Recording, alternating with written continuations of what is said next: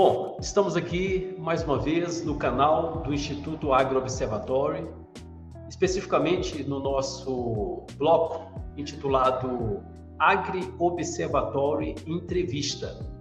No dia de hoje temos um convidado muito especial, é com grande satisfação que a gente recebe aqui o Lomanto Moraes, um especialista aí no setor lácteo, né? Com algumas décadas ele vai contar um pouquinho essa história para a gente, nesse setor que move, né, o Brasil, né, em vários sentidos. Antes de nós entrarmos aqui especificamente na pauta, vamos citar brevemente algumas coisas que a gente tem feito relacionadas aos desafios do lácteo no Brasil. Nós publicamos, ao longo do ano passado, início desse ano, alguns conteúdos que falam sobre as raças produtoras de leite no Brasil. Falamos também sobre os desafios relacionados à mão de obra. Os desafios relacionados à mão de obra não é um privilégio do setor lácteo no Brasil, né? Isso tem sido um desafio em diversas indústrias, em diversos setores. A gente tem uma série intitulada Passaporte Agro, que aí visa explorar exatamente esses desafios. Falamos bastante aqui no canal sobre a avalanche tecnológica que vem acontecendo no mundo e os impactos que isso tem gerado no setor. E especificamente sobre o lácteo, publicamos 3 episódios sobre fusões e aquisições. O Lomanto provavelmente é bem familiarizado com esse tema, acompanha de perto, mas a gente teve do ano 2000 para cá, então praticamente 25 anos, muitas fusões e aquisições no setor lácteo no Brasil.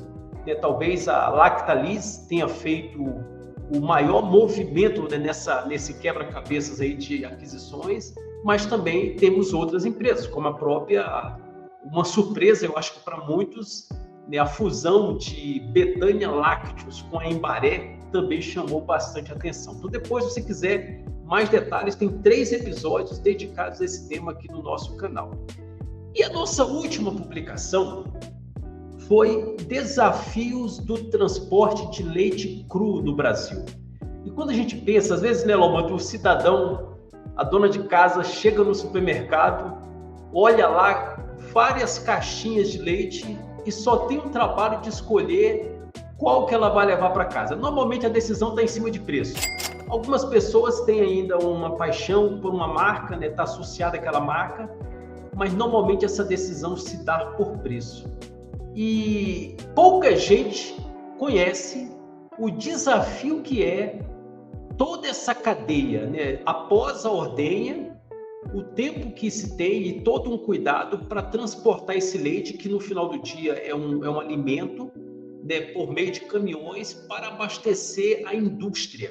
Então nós vamos entrar aqui, Lomanto, para falar um pouquinho sobre esses desafios, que é trazer o leite da fazenda para as indústrias. E você, Lomanto, primeiro uma satisfação grande mais uma vez tê-lo aqui conosco no canal. A gente já se conhece aí, eu estava fazendo as contas, já deve ter uns 10 anos.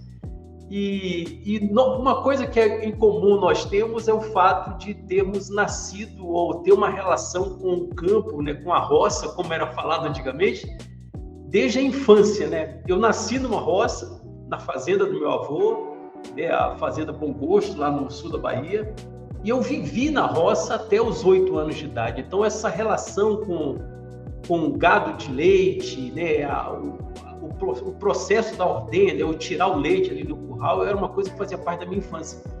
E eu tô sabendo a história da bolinha. Quem que é a bolinha, Lomanto? Já traga essa novidade aí. O pessoal deve estar curioso. Eu sei que bolinha fez parte da sua infância. Me conta um pouquinho dessa história. Bem, tudo bem, James? Primeiramente, é um prazer estar aqui com você. Eu sou um admirador do seu trabalho ao longo do tempo que a gente se conhece. E desse trabalho aí à frente do Agro Observatory é admirável. Eu fiquei muito encantado com todos os episódios, mas um deles, quando você falou das raças, eu nasci numa fazenda que era de um criador de gir, lá em Rio Verde, né? Bacana, e por coincidência ou não, esse que já foi um grande criador de gir, mas já não estava na atividade, ele veio a falecer há 3, 4 semanas, um mês atrás mais ou menos, né? Uma pessoa que eu sempre admirei, porque era um visionário. E nessa chácara lá, onde eu vivi os primeiros tempos da minha infância, naquela época, geladeira era algo que não se tinha, né? Apesar que a gente era uma chácara bem estruturada, tinha energia elétrica e tudo, mas... E naquela época, às vezes perdia o leite, né? O leite que guardava para tomar, às vezes dava, na hora que ia fazer a mamadeira dos filhos, ele não estava legal, né? E essa bolinha, ela é simbólica para mim, porque ela, uma vaca que tinha nessa chácara, que a qualquer hora do dia ou da noite, em qualquer lugar do pasto, chovendo ou não, a gente encostava nela e tirava leite. E sem corda, sem nada, bastava levar a vasilha. E por muitos anos ela teve lá nessa fazenda, nessa fazenda onde é que eu vivi a primeira infância ali, e é tão gratificante que eu tenho uma correntinha aqui, onde está gravada aqui a bolinha, né? Interessante. Não vai dar para ver, mas a bolinha está aqui, ó. Ah, dá para ver, sim. A bolinha, e tá o nome dela aqui embaixo, bolinha, que é, para mim, um símbolo, assim, da relação da gente com os animais. E, especialmente, com a vaca de leite, que é um ser que salva vidas, né? Através de sua produção. Salva vidas desde a invenção da farinha láctea lá atrás, na Suíça, que salvaram milhares de vidas de crianças porque as mães não produziam leite, questão de restrição alimentar, e aí, assim por diante. Então, hoje nós temos leite de todos os tipos, né, inclusive de composições diferentes, para atender a necessidade dos menorzinhos ali. E essa bolinha atendia a minha necessidade lá quando eu era criança, e eu não ficava sem mamar meu leite todos os dias, essa bolinha. Muito bacana, Lomanto, muito bacana. E, Lomanto, uma pergunta mais, vamos dizer assim, um pouco mais direta: como que foi o seu ingresso profissionalmente no setor? De forma rápida aí, para quem não conhece o Lomanto, né? Eu sei que você é bastante conhecido, mas para quem não te conhece, como que o Lomanto entrou no setor lácteo, profissionalmente falando? Profissionalmente foi em 1993, entrei na Nestlé, lá na fábrica de Tuiutaba, Minas Gerais. Depois viemos para Goiás, foi quando a Nestlé adquiriu o Gogó, Spam e várias empresas aqui. E de 93 até 2009, eu trabalhei na Nestlé. E em 2009 eu abri a empresa LAC, que à época era LAC Consultoria, hoje LAC Soluções. E desde então foram 17 anos lá e aqui há 15 anos. Então, profissionalmente são 32 anos de trabalho com leite.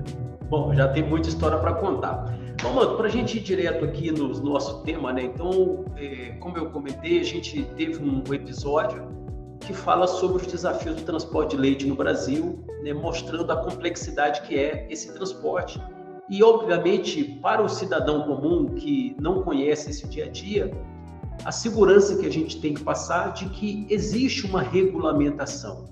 Então, esse leite não é transportado de qualquer jeito, né? Tem todo um processo, né, definido aí, né, pelas portarias, né, do setor, né? Tem uma série de requisitos que são auditados, tem indicadores, né, de monitoramento, como a questão da contagem bacteriana, contagem serossomática, né? Enfim.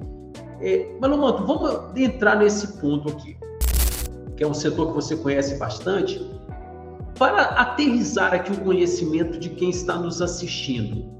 Quais são os principais desafios do setor em relação ao transporte de leite no Brasil? O que você citaria como os principais desafios? Bacana, obrigado pela pergunta. Vamos começar pelo nosso tamanho continental, né? Tamanho do país. Esse talvez um dos principais, né? Poucos países produtores de leite produzem leite em todas as regiões igual ao Brasil, quer dizer, e do tamanho do Brasil, né? Normalmente as produções são mais concentradas. Então esse tamanho é extremamente desafiador. Essas fazendas estão distribuídas aí em todos os lugares. Segundo ponto, a infraestrutura nossa de estradas e de equipamento de coleta. Quando eu falar equipamento de coleta, eu estou dizendo os caminhões e tanques. Então, esse é um outro desafio que nós temos que enfrentar. Aí vem junto o produto. Se a gente imaginar que o tamanho e a infraestrutura afeta todo o agro, né? Soja, milho, boi, lá. Mas aí tem um desafio a mais no leite, que é a perecibilidade do leite, que é algo que tem uma vida curta, né? Então, a manter a qualidade depende de tempo de vida do leite, e o fluxo contínuo da sua produção, que alguns outros setores você tem ciclos de produção, e esse é o contínuo, 365 dias por mês. Então, eu acho que esses 4 fatores, eles compõem esse bojo de complexidade que talvez na área de logística, que exige maior conhecimento logístico do que todos os outros setores. Eu destacaria isso. Eu achei interessante você falar das dimensões continentais do nosso país, né? Isso é interessante porque o que você está dizendo, em outras palavras, que a realidade para, vamos dizer, a distribuição, né, ou o transporte de leite num estado como o Rio Grande do Sul se difere muito do que seria isso na Bahia ou em Goiás, né? Ou seja, é muito interessante isso. Ou pegar Rondônia. Então, cada um desses estados vai ter, primeiro, cada um desses estados tem dimensões também muito grandes, né, diferentes. Alguns estados mais desenvolvidos, outros menos desenvolvidos, outros com mais estrada. Aí vem uma questão de relevo, né? A gente olha Santa Catarina, por exemplo, uma região, né, com um relevo bastante acidentado. Então, tudo isso, pelo que você está me dizendo, isso faz diferença para organizar as rotas. É isso que você está querendo dizer, né? Exatamente. Você tem essa questão, você falou aí de estado, mas tem estados que você tem países dentro de estados, né? Diferença de relevo, topografia, condições de estrada, volume de leite produzido e tudo. Então, essa é uma diferença que é uma matemática difícil, é um cálculo, é um algoritmo, vamos falar assim, não é um simples fato de você equacionar. Como nós atuamos na roteirização em todas as regiões do Brasil, então a gente consegue saber, assim, ter informações de dados que comungam com isso, com essa sua informação, com essa realidade. E fazer isso conversar com o custo da empresa, né? Então, essa dimensão continental e essas variações que existem em vários estados, mas principalmente no Brasil como um todo, ela compõe ela é que ajuda a compor o custo dessa atividade. Sem contar que eu gosto de falar isso, e não sei se nós vamos entrar lá na frente, mas o segundo maior custo do leite, né, antes da fabricação, é o transporte, né? O primeiro só perde para a matéria-prima, né? Interessante você chegar nesse ponto, porque uma coisa que eu queria que você trouxesse aqui para os nossos ouvintes, né, os nossos seguidores, os números, Lomando. Quais são os números do transporte de leite no Brasil? O que a gente está falando? Você tem uma ideia quantos caminhões circulam pelo país? Total de KM aproximado que isso deve gerar? Quanto de dinheiro está envolvido nesse negócio? Certo. Bacana. Ótima pergunta. Bom, os números são estimados, né? Assim como o número de produtores, o IBGE tem um número, a gente tem um outro, mas não é porque ninguém está mentindo, é porque é como se classifica, né? Essa questão do IBGE, outro dia falando sobre isso para um outro pessoal, eu falo, mas por que o IBGE considera 1 milhão e tal? É a questão da forma, a metodologia, né? Eles perguntam se a fazenda produz leite, o cara pode tirar leite de uma vaca, de 2 ou de 3, e é considerado uma fazenda produtora de leite. Já quem comercializa leite já é bem menos. Então, essa estimativa nossa aí cai pela mais ou menos a metade de que o IBGE calcula, né? Mas que está distribuído em todos os municípios, isso é fato, o leite comercial. Bom, isso é um outro ponto. Os números, também a gente tem uma estimativa, mas é bem próxima da realidade. Em torno de 6 a 7 mil caminhões rodam todos os dias, né, para juntar leite no Brasil. Muita coisa. Quilômetros rodados, mais de 1.300.000 quilômetros por dia. Isso, 1.300.000 por dia? Por dia. Isso equivale a umas 14 voltas na circunferência da Terra, certo? Por dia, para juntar o leite do Brasil. E em torno de 4 4 vezes ida na Lua, certo? Então, é uma operação gigantesca, complexa, muito diferentemente de outros setores que um caminhão vai uma vez por mês ou 2 vezes por mês buscar entregar a mercadoria ou buscar a mercadoria, ou mesmo sazonal, na época da safra e tal. Pela normativa do governo federal, 180 vezes por ano um caminhão tem que ir nessa fazenda, né, fazenda produtor de leite, no mínimo. Então, a normativa é coletar a cada 2 dias, né? Só que tem uma parcela desses produtores que são coletados diariamente por uma série de outros motivos. Mas a grande maioria, é de 2 em 2 dias. É muita operação. É muito, mostra a complexidade. Lomanto, não sei se você tem esse dado, caso não tenha, depois você pode passar offline, a gente inclui aqui no rodapé do vídeo. Quanto de dinheiro está envolvido nisso? A estimativa que a gente tem também, aí volta para lá, é anuais, né? É de 8 a 10 bilhões na operação, no custo da operação. 8 a 10 bilhões. Isso. Bilhões. Bom, é um número considerável. Dentro da sua experiência, Lomanto, onde você percebe que as empresas mais têm pecado ou têm deixado de atuar? Onde que as empresas estão deixando dinheiro na mesa por não atuar de uma maneira talvez um pouco mais proativa na gestão do transporte de leite? Ou seja, quanto de dinheiro desses 7, 8 bi que você falou poderiam ser evitados de gastos na operação de leite se houvesse uma ação mais efetiva por parte das empresas? Onde que você enxerga os principais gaps aí nessa gestão da operação? Eu posso te responder dividindo em o operacional, que é o dia a dia, né?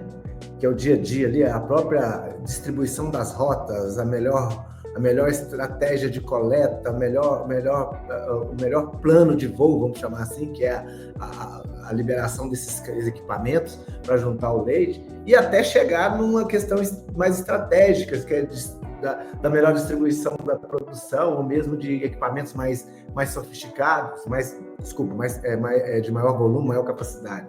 Mas pegando só o operacional do dia a dia, o número aí gira em torno de $500 milhão, a gente jogando bem por baixo, tá? De R$500 milhão que se joga fora, queima. É queimado, literalmente, né? Porque é igual combustível, né? Poderíamos dizer que isso é por ingerência? Eu acho que tem um pouco de desinformação e tem ingerência. Eu acho que a questão de comodidade. A relação fica cômoda quando você não desafia o sistema, né? A disrupção aí está em desafiar. O que eu posso extrair mais dessa minha rota, desse meu caminhão, dessa minha jornada de trabalho de motorista, dessa minha frequência de coleta? E isso é bem sutil quando você cita só um desses itens, mas ela dá esse volume de dinheiro aí ao longo do ano, se você junta tudo. Lomanto, você atribui talvez isso, né, quando você fala talvez dessa comodidade, né, talvez dessa zona de conforto que se cria ali, né, no controle, você percebe que a maturidade no setor para receber um ponto de vista externo, por exemplo, de uma consultoria para poder ajudar? Como é que você avalia isso? O setor é aberto a consultorias que tragam um ponto de vista, que ajude a ter uma visão diferente sobre o mesmo problema? Porque normalmente quem está ali no dia a dia tem uma tendência a uma visão viciada, né? Às vezes aquela história, né? Você não sabe o que você não sabe, né? Então, assim, às vezes é por ignorar, e aqui a palavra ignorar no sentido de desconhecer. Como é que você percebe ao longo desses anos, e até você falou que o nome da empresa inicialmente era LAC Consultoria, né? Depois foi para LAC Soluções. Como é que você percebe a maturidade do setor para receber, para contratar uma consultoria que traga um diagnóstico e apresente ali um ponto de vista diferente? Essa questão da ignorância, você saber que não sabe já é uma grande vantagem do que você nem saber que não sabe, né? Mas outro dia eu vi um comentário de alguém dizendo, eu achei fantástico, né? A ignorância no sentido de ignorar o conhecimento. Mas dizer que o mais perigoso é aquele que conhece um pouquinho. Porque o que conhece um pouquinho acha que conhece muito. Porque quanto mais a gente estuda as coisas, a gente fica mais intrigado, isso em todos os setores, né? Tem pesquisador que é 40, 50 anos de vida pesquisando uma determinada coisa. E assim, imagina assim, se fosse uma coisa cessante, ele já teria partido para outra, né? Então, a consultoria nesse setor, ela não difere dos outros setores, né? Seja na indústria, seja na fazenda de leite, seja, né, por exemplo, a visão de um consultor que vai na fazenda de leite para resolver CCS, ela é muito mais, ela é bem mais afiada e capaz de perceber coisas que o cara da operação não vê. E no transporte de leite é a mesma coisa. E aí acontece esse fato de a experiência, a relação com o transportador, a experiência de quem está coordenando aquilo, julgar que está explorando o máximo do sistema. E toda a evolução capitalista, ela é baseada em cada vez mais você conseguir reduzir insumos. Fazer mais com menos. Né? Essa é a lógica. E nós não podemos conformar no leite de estar operando 10 anos com a mesma estratégia, operando hoje com a mesma estratégia de 10 anos atrás, né? Com o mesmo número de informações. Só para te separar um pouquinho, algumas empresas estão desafiando o sistema já há muito tempo, mas isso ainda não está capilarizado para a maioria das empresas, sabe? Tá bom. Lomando, eu gosto de uma analogia e acredito que você vai concordar comigo, conhecendo um pouco, né, da maneira como você raciocina. Tem aquela analogia da pirâmide de Maslow, que é a teoria das necessidades, né? Então você tem uma necessidade básica e ele vai subindo ali até chegar no nível ali de você buscar status e tal. Eu sempre faço um paralelo dessa teoria das necessidades de Maslow com as empresas. E aqui a gente está falando do transporte de leite. O transporte de leite ele é orquestrado, gerenciado, né, pela indústria. Isso. Então, se a gente tem lá dentro da porteira, né, vamos dizer, o produtor de leite, quem cuida do transporte não é o produtor, quem cuida disso é a indústria. Então, a indústria tem um papel chave. A indústria, primeiro, ela está mais próxima do consumidor, então ela está ali percebendo ou acompanhando as mudanças do comportamento do consumidor. Isso vai demandar a produção de novos produtos e ela vai exigir isso da matéria-prima que vem lá do produtor rural. Quando a gente faz essa analogia, a minha pergunta para você é a seguinte: na temática dessa modernização ou da eficiência operacional na logística, as grandes indústrias estão muito à frente se comparado às demais, as médias e pequenas? Ou você percebe que tem empresas de médio porte, ou até pode ser que apareça alguma pequena que esteja, embora o seu porte menor, ela esteja atuando de uma maneira que seria equiparada às grandes? Como é que você percebe essa divisão do ponto de vista de maturidade na gestão da operação de coleta de leite?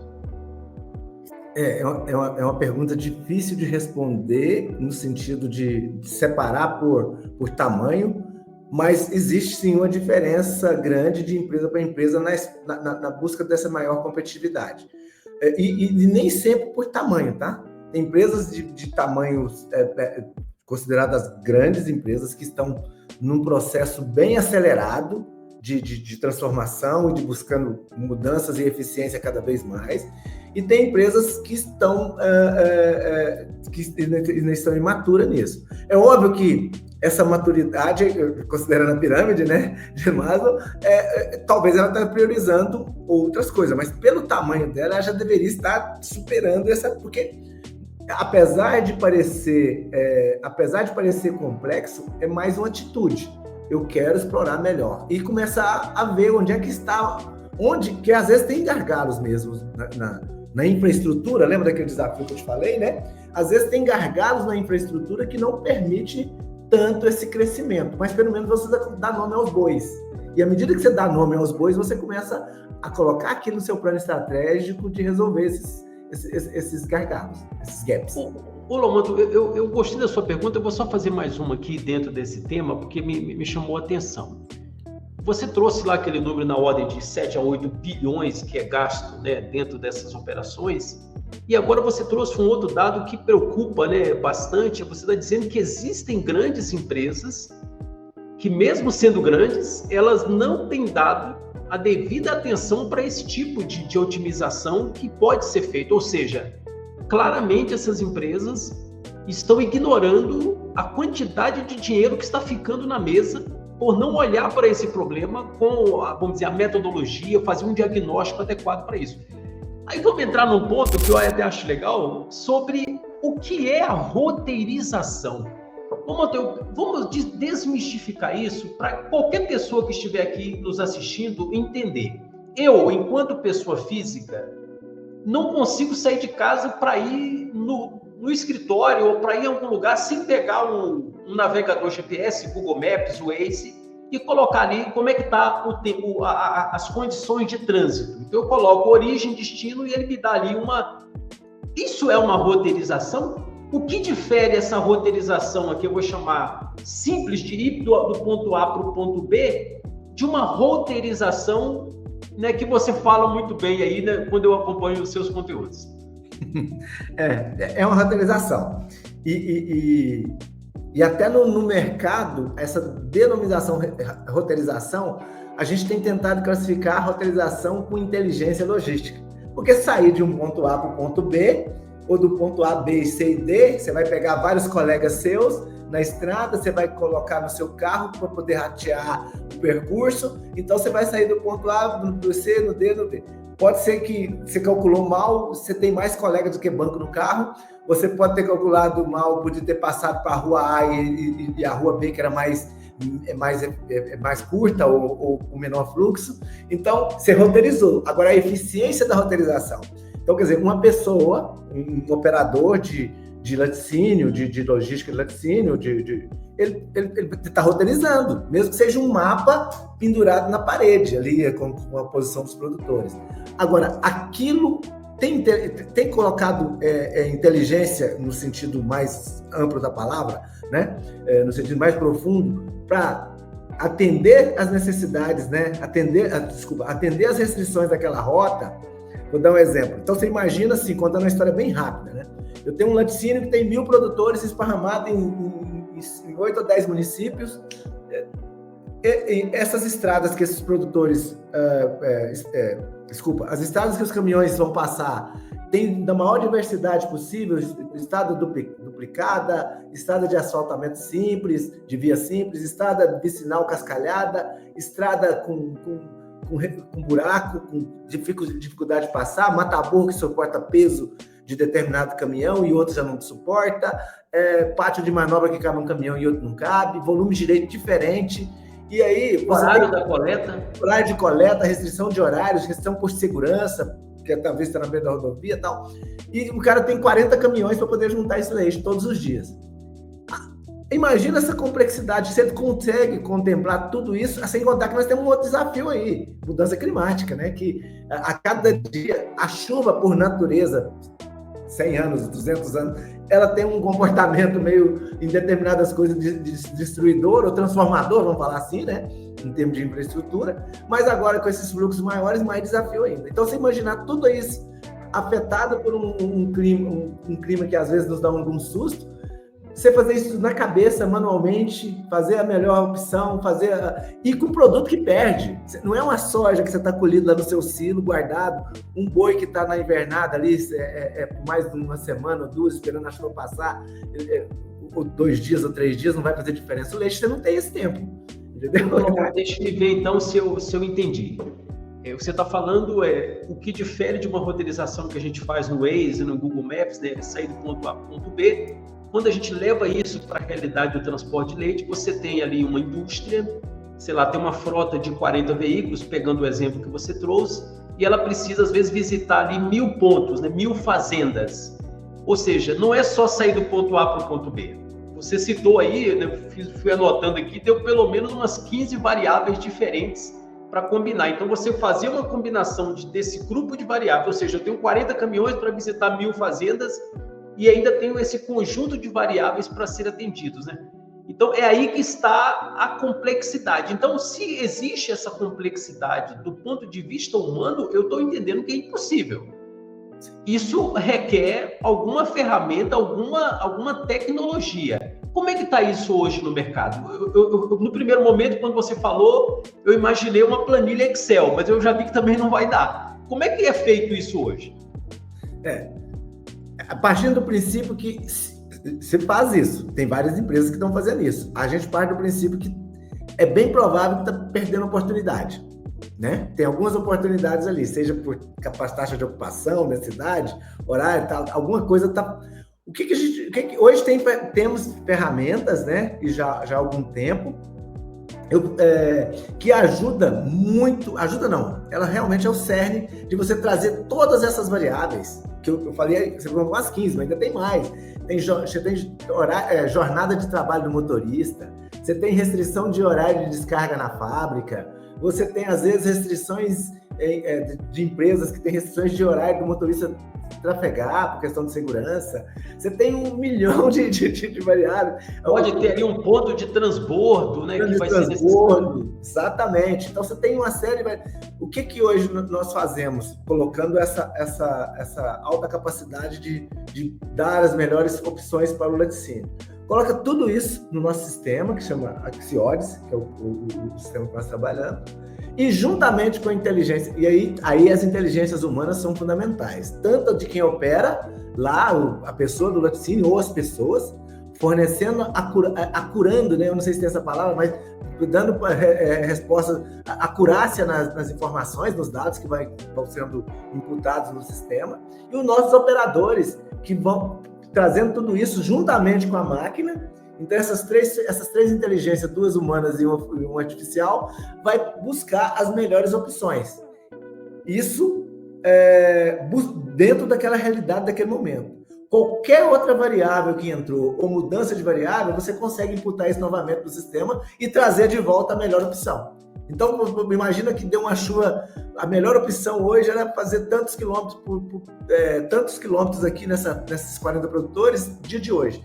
Rodou 2 pontes, 60% do leite está do outro lado, e a gente aconteceu isso com a gente agora recente, com um cliente nosso lá do Nordeste, e aí a ferramenta fala, não, a melhor opção é essa, esses caminhões que são ideais para passar aqui, esse, e aí você tem a resposta rápida. Pelo que você está me dizendo, Lomanto, é quase que um ajuste de rota, tipo, né, voltando para o meu navegador GPS Google Maps, ali, né, o Waze, é quando ele faz ali um recálculo de rota. Sei lá, eu estou com uma via interrompida, então eu busco uma nova alternativa, ele me dá um caminho que eu desconhecia, né, ele vai me falar por onde passar. O exemplo que você trouxe houve um fato motivado aí por uma questão da natureza, choveu, uma ponte caiu, e aí você precisa reorganizar as rotas. Então, aquele cenário anterior, otimizado, né, que dava ali uma distribuição, agora o sistema vai considerar aquela rota interrompida, né, aquele percurso, e ele vai fazer uma nova distribuição. Então, é quase que calcular uma nova rota a partir de um fato novo. Sim. E é bacana. Esse fato novo vai desde uma questão climática, um caminhão quebrado, um equipamento de coleta quebrado, um motorista que adoeceu, que não pode vir, você tem variáveis aos montes, um produtor. Pode ser até a chegada de um novo produtor, né, que vai passar a fornecer leite, a saída de um outro grande produtor, né, que vai ter uma baixa considerável, né, naquele volume, eu vou ter que repor isso ou refazer essa rota, né? Então, foi muito bacana ver isso, Lomanto, como é que essa tecnologia tem avançado nesse sentido. E isso é para todo mundo, Lomanto? Só as grandes empresas contratam esse tipo de solução? Como é que você me fala aí? O que você tem visto aí nesses últimos 10 anos no setor? Você citou a Nestlé, imagino que a Nestlé, né, as multinacionais, devem usar isso, mas isso está acessível para qualquer tamanho de empresa? Quais seriam os requisitos mínimos de uma indústria que está nos ouvindo aqui agora e fala assim, puxa, eu quero trazer isso para cá? Qual que é o requisito mínimo? É quantidade de veículo? É quantidade de KM percorrido? qual é o pré-requisito para a empresa para justificar o investimento numa tecnologia assim? Bacana. Bom, realmente a maioria dessas multinacionais já trabalha com essa ferramenta, com um time interno. Assim, mesmo assim, a gente ainda dá apoio em algumas, tá? Dada a nossa experiência, só diga-se de passagem, nossos operadores têm mais de 19 anos de experiência, só operando Axiores e fazendo roteirização para laticínio, né? Mas eu vou dar um exemplo nosso aqui de empresa, tamanho de empresa. Algum tempo atrás, nós, numa rotina assim que nós adquirimos a licença, né? Nossos consultores de campo, a gente tem uma divisão que trabalha com boas práticas agropecuárias, né? Então, nós distribuímos as visitas e aí a gente passou a roteirizar. Nosso quilômetro rodado por fazenda era 73 quilômetros por fazenda, certo? Nós reduzimos isso para 45 quilômetros por fazenda usando a inteligência simples, que não tem nenhuma complexidade maior. Então, por exemplo, estou dando esse exemplo assim, só para dizer que uma conta simples da roteirização já ajuda. Agora imagina a complexa. Qual que é o tamanho de empresa? Olha, não tem limitação. É óbvio que um laticínio que tem um caminhão, talvez a capacidade das pessoas que estão ali para fazer a melhor rota, ou mesmo não vai mudar muita coisa, porque ele pode andar com o caminhão com 50% de taxa de ocupação, que é ele que vai sair, e pode andar com 99% de ocupação, que é o mesmo caminhão. Então, você não tem muita coisa para mexer. Mas a partir do momento que você tem 4, 5 caminhões, aí já começa a ficar mais complexo, e as oportunidades começam a aparecer por aí, entendeu? Então até 200, 300 caminhões, tudo isso a gente... E nós estamos falando só de coleta de leite, sem contar que tem outras áreas que a gente pode... Não, eu ia fazer essa pergunta, quando você citou o exemplo que você teve aí na própria empresa, um dos desafios que o setor tem, né, tanto boa parte dos laticínios, das cooperativas, também trabalham com as lojas de insumos agropecuários. E ela precisa organizar a rota, ou seja, diferente da coleta de leite, que o caminhão sai de um ponto, visita vários e retorna para trazer esse leite, na distribuição eu saio de um ponto carregado e eu preciso entregar em vários outros. Pelo que você está me entendendo, a lógica é parecida e se aplica também a esse cenário. Sim, sim. Então, ou seja, se eu tenho uma loja de insumos e eu quero melhorar essa distribuição, aqui no caso é distribuição mesmo, a ferramenta também atenderia. Sim. Na distribuição, você tem a lógica invertida, né? Eu acho que eu não falei no começo, mas os números falam que nós temos aí quase 2 milhões de quilômetros, né? Desses 220 a 250 mil quilômetros asfaltados, né? E 1,5 milhão de quilômetros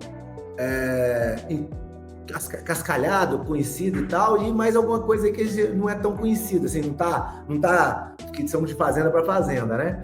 E disso aí, a cobertura do Google, só para dar um exemplo para você, não chega a 50%, entendeu? Então, você tem isso que o Waze menos ainda, porque o Waze é colaborativo, né? As informações que tem lá. Então, esse pessoal que está lá onde passando, não vai, às vezes não tem nem sinal de celular, de nada, ele não vai estar contribuindo com o Waze para poder ampliar. Então, respondendo a sua pergunta, a distribuição de insumos de toda a natureza depende muito de uma ferramenta dessa, porque às vezes você está gastando muito dinheiro por questões de falta de colocar um pouquinho de inteligência artificial e humana ali na distribuição dos produtos, né?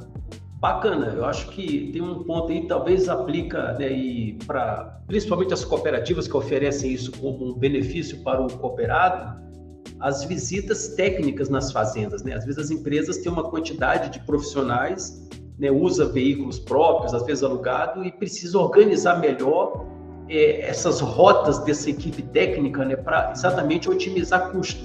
Então, talvez aí mais um caminho aí para usar a otimização de rotas. Lomando, vamos caminhar aqui. Estou vendo que a gente acabou aprofundando num ponto e perdemos outro aqui, o tempo foi passando. Rapidamente aqui, pensando, nós falamos do cidadão comum, entender, a gente usou termos aqui para poder simplificar. Mas eu queria que você mandasse um recado mais direto aqui para o gerente, supervisor, coordenador de logística dos laticínios e das cooperativas de produtores de leite.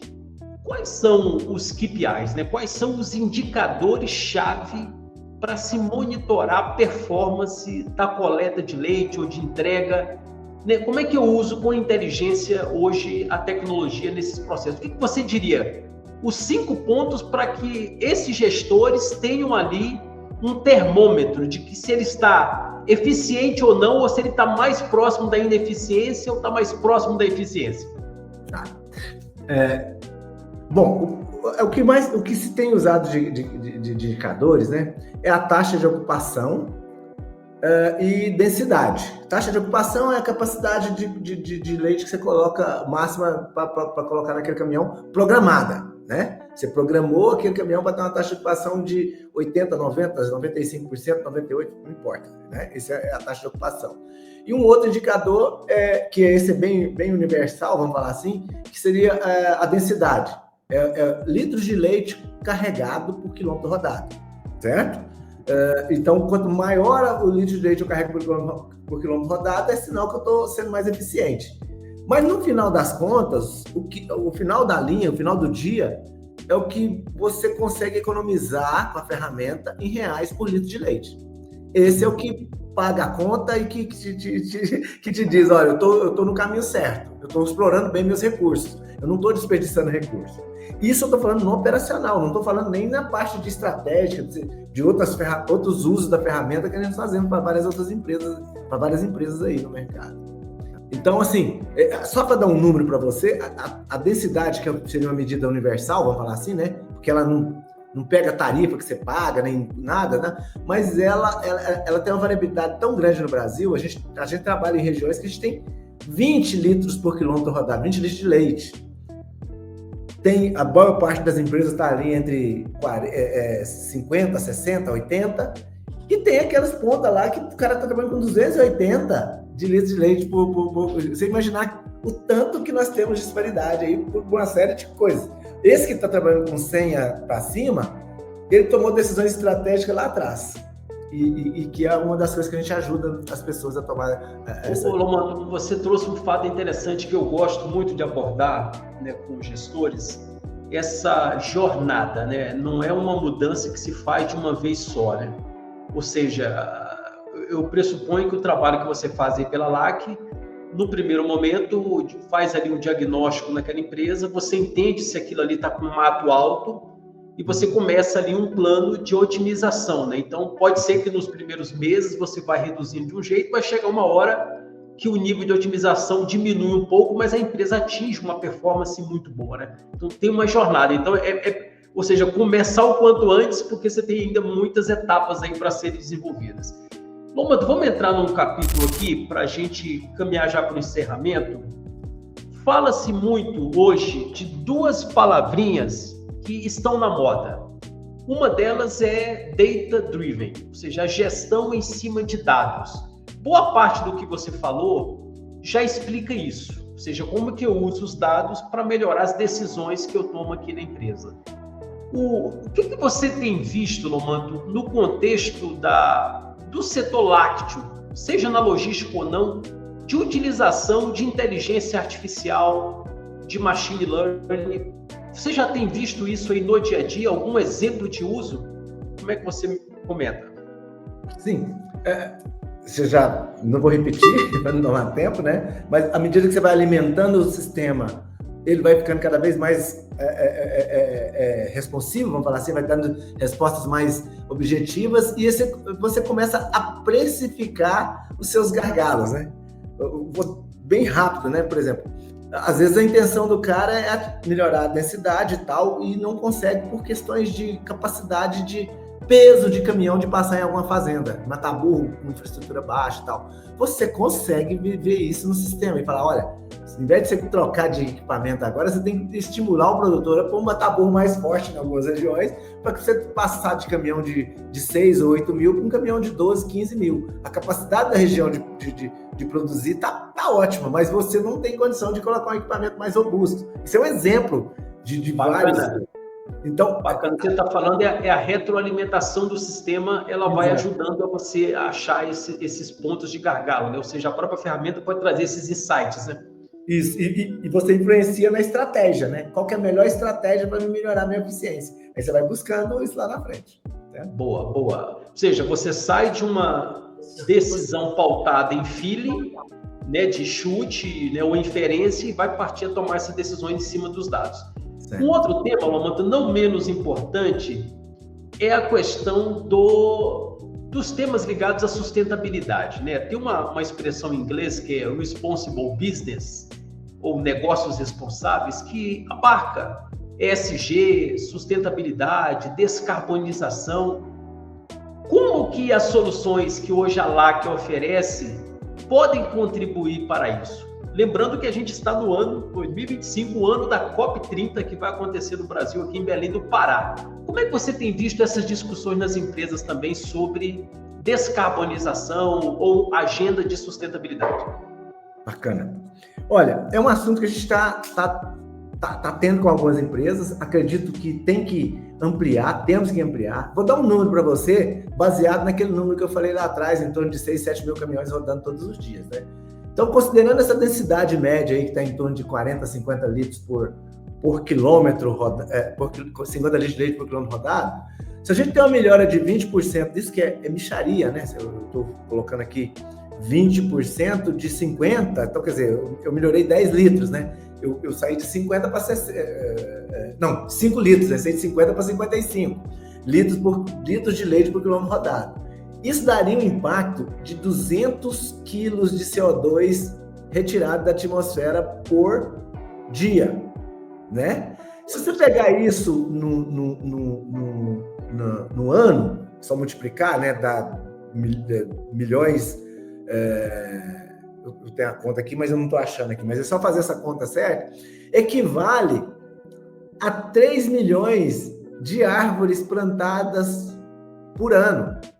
A atividade leiteira não tem só um ano. Então, ela tem um cumulativo. Você alcançou aquele patamar de densidade e eficiência, você não retorna mais. Você plantou 3 milhões. Se o ano que vem você manteve, tem mais 3 milhões. Se você melhorou, mais de 3 milhões. Então, quer dizer, você está acumulando uma retirada, né, de carbono da atmosfera. Isso eu estou falando só do leite. Se nós considerarmos as outras atividades que vai a campo, que utilizando a ferramenta, pensa o nível de descarbonização que nós vamos ter, sabe? É muito importante a gente olhar para isso. Não olhar no sentido assim, mas só 3 milhões de árvore? Mas você tem que entender que é todo ano. Se eu mantenho aquela densidade, agora se eu faz a conta ao contrário, eu não fiz nada.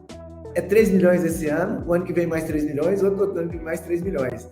Entendeu? De árvore que eu deixei de plantar. Ô Lomanto, eu gostei muito do papo aqui. É sempre um prazer bater um papo com você. Acho que desde a primeira vez que nós nos conhecemos, né? Sempre muito ricas as nossas conversas. Eu sou um admirador do seu trabalho.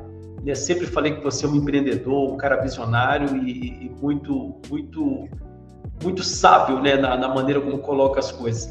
Eu já quero, Lomanto, aqui em nome do Instituto, deixar aqui outros 2 convites já no gatilho, porque a gente não conseguiu explorar a pauta que tinha sido preparada aqui pela equipe. Olha, 2 temas que eu gostaria já de deixar no gatilho aqui para a gente explorar numa outra sessão. Primeiro, dar um duplo clique nesse tema da sustentabilidade / descarbonização. A gente gravou um capítulo só sobre isso, porque eu acho que está no movimento da COP30 e o que as empresas têm preocupado. A geração mais nova que está aí está preocupada com esse tema. Não basta que o negócio seja sustentável do ponto de vista de rentabilidade financeira, ele também tem que ser responsável, ele tem que ser perene no tempo, ele tem que pensar no impacto que ele causa ali para a sociedade. Então, nós vamos gravar um episódio, ali 30 minutinhos, só para falar desse assunto ligado à sustentabilidade. Como que esse setor pode contribuir, né, para ajudar nesses indicadores. E um outro tópico que eu gostaria de gravar com você sobre o papel do gestor nas indústrias e nas cooperativas. Nós vamos começar com o trabalho dele. Nós vamos fazer um exercício como se estivéssemos na cadeira de um gestor de uma operação logística, como que a ferramenta, como que a tecnologia seria ali a base para a tomada de decisões. Porque eu acho que isso pode inspirar. Então nós vamos gravar 2 episódios, já fica o convite aqui para você, para explorar esses 2 temas. Um focado na gestão, né, usando a tecnologia, e um outro explorando o tema da sustentabilidade. Quero te agradecer mais uma vez pelo tempo dedicado aqui e em breve estará disponível aí para quem quiser assistir novamente. Se você gostou do nosso conteúdo, deixa aqui uma curtida, comente, coloque as suas dúvidas aí, compartilhe com outras pessoas. E antes de despedir aqui o nosso convidado, Lomando Moraes, Lomando, quer deixar algum recado para os profissionais do setor? Bom, a LAC está nas redes, nós estamos nas redes sociais, eu particularmente estou disponível para discutir o assunto com qualquer empresa que quiser aprofundar mais diretamente. Óbvio que aqui no canal muitas informações úteis vão estar aparecendo. Essa parceria nossa, espero que seja duradoura, da gente falar mais do assunto, é um tema que me toca. E eu diria, eu daria um recado para vocês, vamos olhar seriamente para as oportunidades que temos, né? Em números de ganhos, né? Tanto para o ambiente. Me deram a colinha aqui, eu falei 200 quilos, 200 toneladas dias, né? Então é 73 mil toneladas ano de carbono a menos. Mas a gente, o que nós temos a oferecer? É maior competitividade para você, independente da região que você está, independente do tamanho do seu laticínio, independente do número de equipamentos. O ideal é que a gente enfrente essa jornada, sejamos mais competitivos, sejamos competitivos em todas as outras áreas do agronegócio. Não ser um patinho mesmo, que todo mundo acha que é feio, né? E não é. Ele tem um potencial muito grande e tem mostrado essa pujança aí nos últimos anos. Obrigado, James. Muito obrigado, Lomando. Ficamos por aqui.